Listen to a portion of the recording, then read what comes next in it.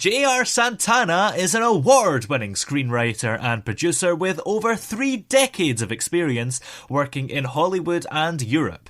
J.R. has been involved in productions ranging from $1 million to $25 million with an all A-list cast. As a screenwriter, he's won the Kodak Award for Outstanding Cinematic Achievement, the Turner Classic Movie Prize, Best Film at the Interfilm Berlin Film Festival, as well as being nominated for 2 consecutive BAFTA awards. Are you impressed with that, even though that was you? It looks good on paper. Yes, that's for sure. And Santana as well is a pretty cool second name as well, isn't it? Yeah. I can credit my father for that. Yes. Now, recently on the show, of course, we had Shella Johnson talking about the book The Baloney Trail, or rather the series The Baloney Trail, and the first book is Perpetual Gloom. So I think it's quite important before we begin to give a brief reminder of that story. Yeah, exactly. I mean, the story is set in the United States and Mexico, and it's an intergenerational narrative that spans approximately 30 years from the end of the Great Depression in the 30s, late 30s. But the essential narrative pivots around a 9-year-old girl called Shelda, who with her kind of younger siblings are abandoned on the streets of Mexico by their parents and are forced to fend for themselves and find their way home. So that's, as I said, the pivot point for it. But there are a whole load of elements that surround that, which basically involve the early kind of beginnings of the Mexican Sinaloa drugs cartel and drug smuggling and gun smuggling. So it's an amazing story that spans that time, and that's what really interested me. Yeah, and of course you've written a screenplay on this book. Why did you feel it deserved one? Well, when I read the book, although I was told the main elements about, the exciting, dramatic elements that kind of hook you about the drugs cartel, drug smuggling and abandonment, all those issues. When I read the book, Perpetual Gloom, it was just fantastic. It reminded me of kind of John Steinbeck's Grapes of Wrath. The writing was incredible, and it was very, very visual. So it was a reason I really kind of engaged with it and thought this could make a great pilot, a great film, standalone film in its own right. Yeah, a lot of the time when you read a book that feels very visual, does it end up translating as well as you think it does? Usually it does. There are occasions if there's so much substance to the characters within it, so it's more of a kind of a visual telling that you struggle to kind of get a little bit of depth. But then you always approach that from the very beginning. That would be obvious right from the beginning. Yeah. In this case, it was a case of what do I leave out, as opposed to what am I going to put in?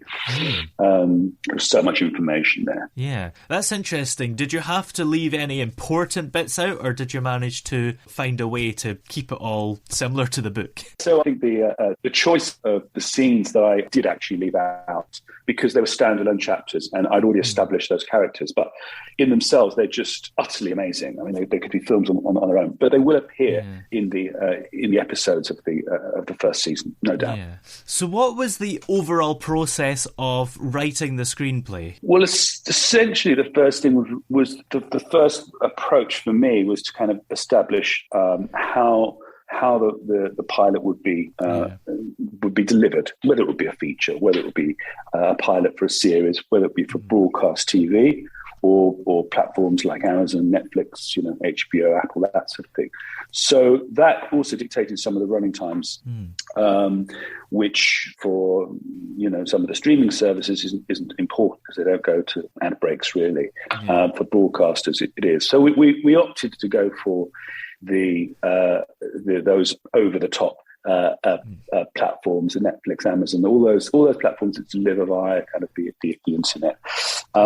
And that meant that we were looking at probably a 50-minute pilot. That's how it's turned out in now.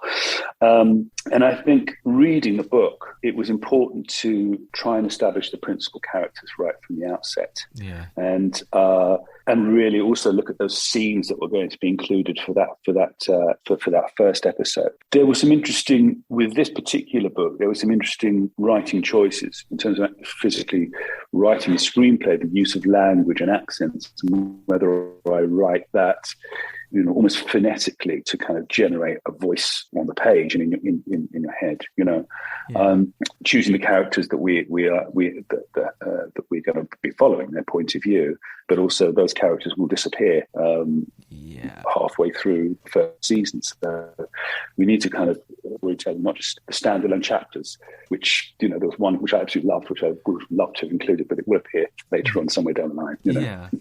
And how did you decide whether or not it was going to be a series or a film? Would one film just maybe not be long enough? Yeah, I don't think one film would have been long enough. And the material is so rich that it just deserves to be broken down into seasons and episodes. Yeah. When you had this finished screenplay, did you have to sort of present it to Shella and make sure that you hadn't completely misrepresented her book? Yeah, I absolutely did. And it was a case of having to also shop around scenes and slightly alter them a little bit. But thankfully, she received it really well and was very enthusiastic and excited about it. And it's great working with her because she has that very open way of it's always about the project coming first, and it's about the story coming first. And whilst these are based on true events, if we're capturing the spirit of those true events, that's what's really important, and it works for the narrative. Yeah. Absolutely. And how many episodes does there end up being in the series? They're probably going to be somewhere in the region of 12 episodes per season. It's quite a sort of an undertaking. But at the same time, like I said at the top, the material is there, and there's so many kind of little tributaries and sidebars to explore off the main channel, so there's plenty of material. Yeah, that's absolutely true.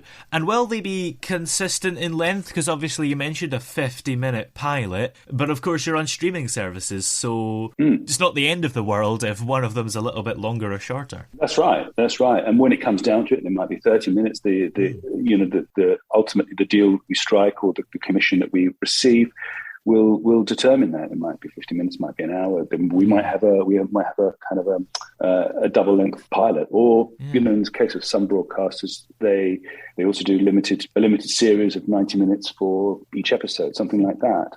So we'll wait and see. Yeah, and you mentioned you're not limited by timing on streaming services, but to an extent, you kind of are in terms of people's attention spans and things. Is that something that you have to think about? Yeah, definitely. I mean, that's already built into the screenplay, so that we're engaging people with the narrative, hopefully, and with the characters. And I think it's creating enough of those hooks at the end to want people, to engage with people and to want them to look at the next episode or binge on the next episode or multiple episodes. Yeah. When you wrote the pilot, did you think at that point this is just going to be one episode pilot, or did you sort of structure the whole series first of all? Yeah, we had a broad structure anyway. So there were certain things that I couldn't touch on in the pilot, only because of the chronology of it. Yeah. It wouldn't make any sense. We were kind of bound by that. There was an overall plan. Yeah, I think you cut out slightly, but we got the gist of it. And okay. How did you know when it was ready and finished? I went through a few drafts and I juggled different points of views and different scenes. There's a lot that was omitted from it, but really it was the flow. And when we finally got to the last draft, we were happy with, does it set up the characters? Does the story flow? Is it interesting? and would I want to see the next episode? And it's kind of planting all those seeds as well in the pilot. So it seemed to tick all the boxes for us. And yeah, we've plumped on this version at the moment. That's quite important, actually, wanting to see the next episode, isn't it? How do you achieve that? Is it just really enjoyable, or is there cliffhangers? Or yeah, there are cliffhangers to some extent. I mean, the character cliffhangers. So that in the first episode, our point of view, we start with Munro, who's a young boy, and he will take on the principal character in the first season. Certainly. So we don't see him growing up. By using it, we're able to establish, the promise of more, the promise of his intention to make something of himself and to kind of shun a life that he's been living. So that's one example of how we're kind of planting the seeds and laying a foundation for the next episodes. Yeah, and could this screenplay change even more in the future, and maybe even during filming? Absolutely, yeah. It's that's a kind of a added to it. There might be other devices that are included in it, and as we proceed through the season, I'm sure there are going to be multiple changes as we progress. How do you plan to distribute it? I mean, are there deals in place yet, or is it just a screenplay on its own so far? Yeah, it's just a screenplay on its own, but we have a strategy to approach the industry with it. We want really an integrated package. So we have our pilot. We have a planned episodes for the first season. We have the book. We have a website. We have audiobooks. We have the ebooks, and obviously we're kind of conducting a social campaign as well. So all of those elements will be in one effective package that we will be taking to a broadcaster or one of the streaming services. Yes, and because the Baloney Trail is a series, do you think you will do sort of a sequel to this series for the next books? Yeah, the Perpetual Gloom book one certainly runs into the next two books. That's the beauty of it. It is that intergenerational narrative. So we will have those characters growing up, dying, evolving, and then we have a new generation coming through as time progresses across from, we go from the 30s right through to the 60s. So that journey for me is really exciting as we see those characters grow and learn, and we understand what makes them tick and their backgrounds. Yeah, and that's sort of a time period that's not done very often, is it? The 30s all the way to the 60s. It's only 30 years, but probably don't think of the two together. Yeah, exactly, and we're also in a very unusual world as well. So when we hit Mexico, when we hit those, when we hit that all that kind of the excitement of the drugs and the gun running in terms of the narrative, then it's a very unusual world. But particularly because when the character Shola is abandoned with her two younger siblings, I mean that's exciting. For me, that's interesting. How this little kid is just left with her brothers and sisters on, to fend for themselves in a strange country with a strange language, miles from home. Yeah.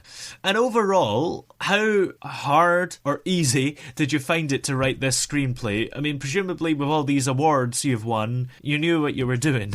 I had a plan, but the truth of it was that the hard work had been done by Shayla. The hard work had been done there. It was an absolute joy to write, and my biggest problem was what to exclude from the pilot, because there was so much I wanted to put in it. But they will be held over, and they will appear later on in some of the later episodes. Yeah, absolutely. Well, many thanks for coming on today, and we will see you soon to talk about the audiobook, which you have also worked on. You've been very busy. Indeed, exactly. Thank you.